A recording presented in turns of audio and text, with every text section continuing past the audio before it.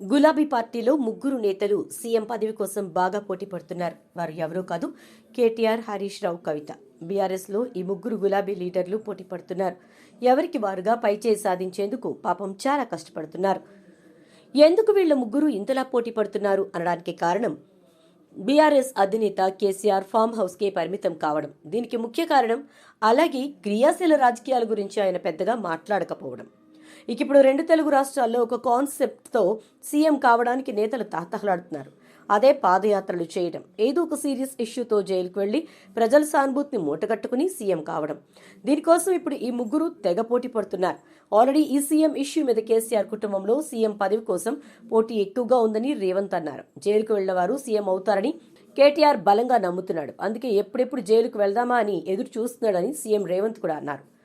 అయితే ఒక కేటీఆర్ మాత్రమే కాదు, ఇప్పుడు చెల్లి కవిత, బావ హరీష్ రావు కూడా తెగ ఆరాటపడుతున్నారు జైలుకు వెళ్ళడానికి.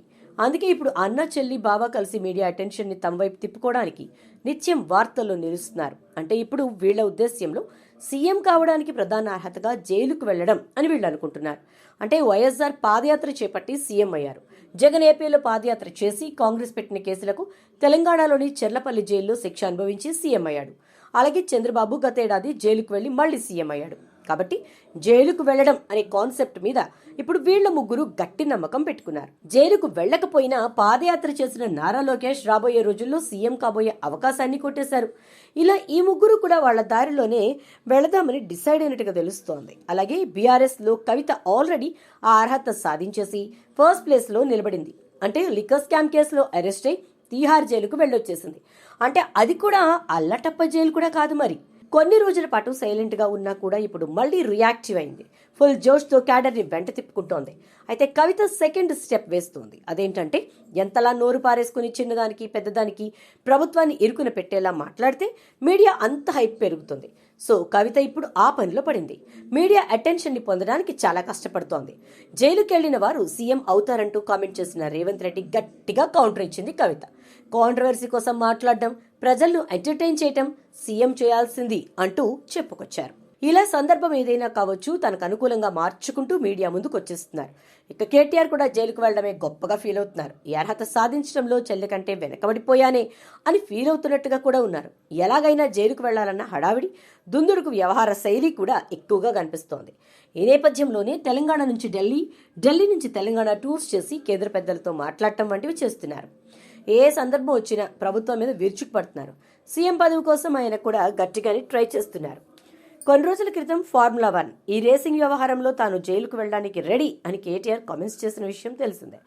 ఇక జైల్లో యోగా చేసి ఫిట్ గా మారి 2 నెలల్లో బయటకు వస్తానని చెప్పుకుంటున్నారు. తర్వాత పాదయాత్ర చేస్తానని అంటున్నారు. ఎందుకంటే కేటీఆర్ సోషల్ మీడియాలో ఫుల్ యాక్టివ్ గా ఉంటారు. ఒక నెటిజన్ అడిగిన ప్రశ్నకు త్వరలో పాదయాత్ర స్టార్ట్ చేస్తానని కూడా చెప్పుకొచ్చారు. ఇలా కేటీఆర్ ఆయన ప్లాన్ లో ఆయనున్నారు. ఇక హరీష్ రావు గురించి చెప్పుకుంటే ఆయన ఇంకా గట్టిగా సీఎం పదవి కోసం ట్రై చేస్తున్నారు. అన్న చెల్లెలిద్దరూ కలిసి ఎక్కడ తన్ను పక్కన పెట్టేస్తారేమో అని భయపడుతున్నారు. దీంతో ఎంత తొందరగా వీలైతే అంత తొందరగా జైలుకు వెళ్లేసి ఒక అర్హత సర్టిఫికేట్ తెచ్చేసుకుంటే ఓ పని అయిపోతుంది అన్న లెక్కల్లో ఆయన ఏం చేస్తున్నారో కూడా ఆయనకే తెలియటం లేదు. కౌశిక్ రెడ్డి కేసులో అరెస్ట్ అయ్యారు, ఇప్పుడు రిలీజ్ అయ్యారు. జైలుకు వెళ్లే గట్టి సందర్భాలు హరీష్ రావుకి కానీ కేటీఆర్కి కానీ రావడం లేదు. ఇక అటు సీఎం రేవంత్ రెడ్డి అయితే నేను మిమ్మల్ని ఎట్టి పరిస్థితుల్లో జైలుకు పంపనుగా అంటూ సెటైర్స్ వేస్తూ వాళ్లను ఏడిపించేస్తున్నారు. ఇలా బీఆర్ఎస్ లో తీన్మార్ గేమ్ జరుగుతోంది. ముగ్గురు మేమంటే మేమంటూ సీఎం పదవి కోసం కొట్టుకుంటున్నారు. అయితే ఇప్పుడు కొన్ని రోజుల నుంచి కేటీఆర్ కనిపించడం మానేశారు.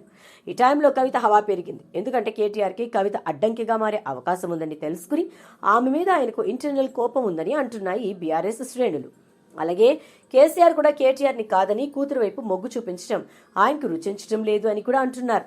కవిత జైల్లో ఉన్నన్నాళ్లు పార్టీని నడిపింది కేటీఆర్.